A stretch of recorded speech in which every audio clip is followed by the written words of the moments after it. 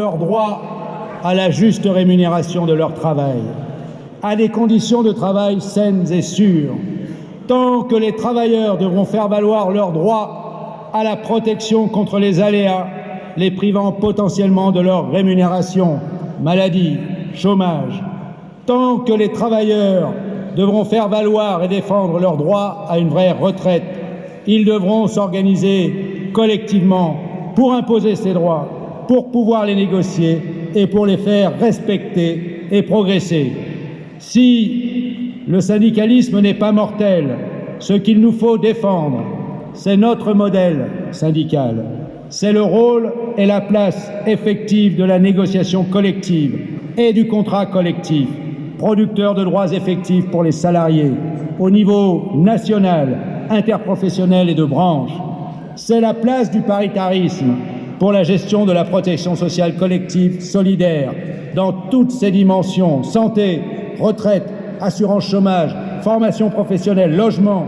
C'est la représentation syndicale des salariés elles-mêmes et les droits fondamentaux qui y sont attachés, celui de manifester, celui de la grève.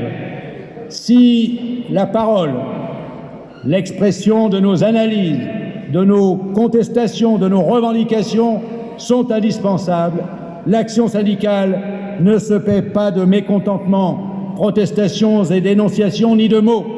Il faut la parole, il faut les discours, mais si nous voulons être en capacité de résister et de nous faire entendre pour faire changer, évoluer, conquérir, il nous faut peser pour que le rapport de force soit en notre faveur.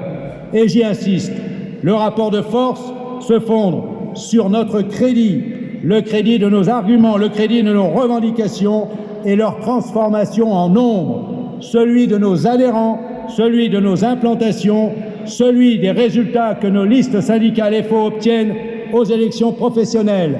C'est pourquoi aussi, sur le développement, il ne faut pas seulement se répéter que c'est un objectif, un enjeu impératif.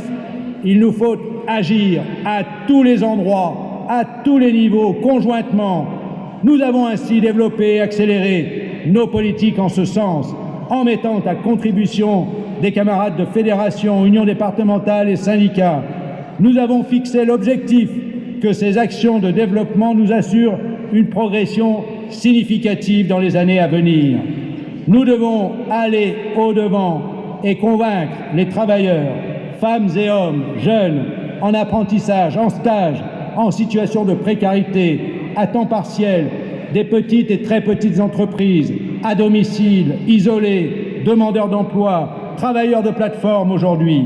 Nous devons aller au-devant et convaincre ces travailleurs de prendre part au syndicat, non pas de suivre, mais de prendre part au syndicat, avec l'amélioration de notre organisation, de l'efficacité de nos fédérations nationales et secteurs professionnels, avec le maintien et le développement de nos implantations interprofessionnelles locales, UD et unions locales. Un enjeu important sera celui de la cotisation, en simplifier la forme et en élargir le paiement en tenant compte des difficultés que cela peut représenter selon les situations de salariés. Il revient aux délégués des syndicats au Congrès de débattre sur l'activité conduite par la Confédération. Vous nous direz si nous avons répondu au mandat qui lui avait été confié, celui de l'affirmation de la parole, du crédit de la parole de FO. Nous avons réinstallé Force ouvrière au centre du jeu social, considérait récemment une journaliste spécialisée sur les questions sociales et syndicales. Cela dans un contexte particulièrement difficile, du fait à la fois de nos difficultés et des circonstances extraordinaires auxquelles nous avons été et sommes confrontés sur le plan politique, avec la mise en cause de l'exercice de la démocratie, du rôle et de l'indépendance des syndicats, de la place de la négociation collective, face aussi aux conséquences de la pandémie et de la guerre. Nous avons conforté notre représentativité en asseyant notre troisième position dans le privé dès décembre 2018 dans la fonction publique, et nous avons conquis de nouvelles implantations, dont celle symbolique à la RATP. même si rien n'est acquis et demeure un combat de tous les jours. Après le résultat obtenu en novembre dernier à la RATP, où FO est devenue la deuxième organisation syndicale avec près de 28% des voix.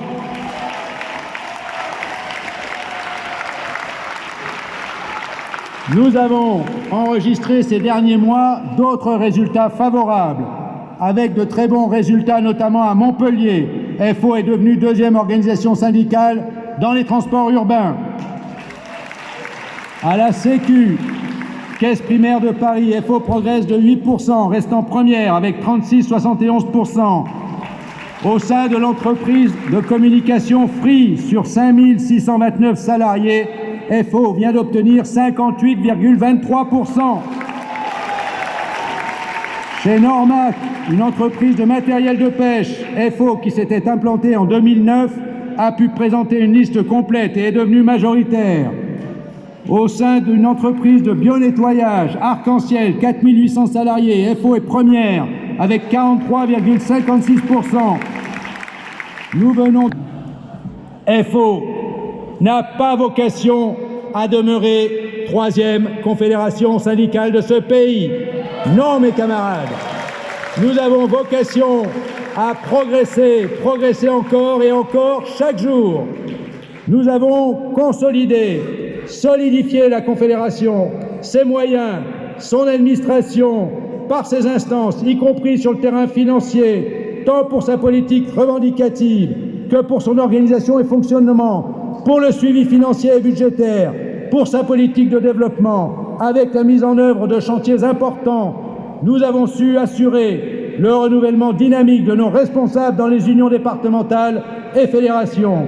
Nous avons fait et nous faisons la démonstration que ni le patronat, ni une autre conception dite syndicale, et nul au pouvoir aujourd'hui ou demain, ne pourront mettre en cause ce qu'est la Confédération Générale du Travail Force Ouvrière, fondée sur la Charte d'Amiens.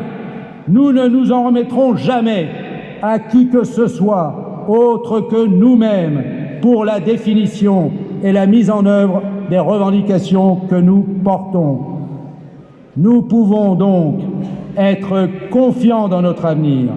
Nous avons la capacité d'en faire la démonstration collectivement. C'est notre responsabilité la plus importante. Faisons ainsi en sorte que notre Congrès démontre à la face de tous que nous sommes unis, forts et riches de ce qu'est la Confédération Générale du Travail Force Ouvrière, une organisation de la classe ouvrière, libre et indépendante, ambitieuse et conquérante quant à son rôle et au développement de sa force militante pour la justice sociale. À vous la parole, mes camarades. Débattez, argumentez, critiquez, contestez, approuvez. Faites-le librement, sans crainte ici. Ici, la parole est libre, contradictoire, respectueuse, fraternelle. C'est la richesse de notre indépendance. Faisons qu'au sortir de ce congrès, nous soyons fiers de notre confédération, fiers de notre engagement syndical, déterminés à porter haut et fort cette fierté, les couleurs de Force ouvrière, déterminés à convaincre autour de nous du rôle du syndicat, de notre syndicat et de l'importance d'y prendre part. Encore une fois, ce congrès est votre congrès, celui des syndicats qui vous ont délégués et mandatés. Et nous le chanterons, il n'est pas de sauveur suprême, ni Dieu, ni César, ni tribun. Au terme de ce congrès, comme nos statuts le prévoient, vos représentants au comité confédéral national, représentants que vous avez élus et mandatés dans vos unions départementales, fédération nationale, procédera à l'élection d'une équipe, celle du bureau confédéral, de la commission exécutive, avec la commission de contrôle et celle des conflits. Elle sera, cette équipe, portée par vos débats, vos résolutions. Elle sera celle du rassemblement, de l'ambition et de l'esprit de conquête pour l'émancipation des femmes et des hommes, des travailleurs. Vive le syndicalisme libre et indépendant, vive la Confédération Générale du Travail, Force ouvrière. Merci mes camarades.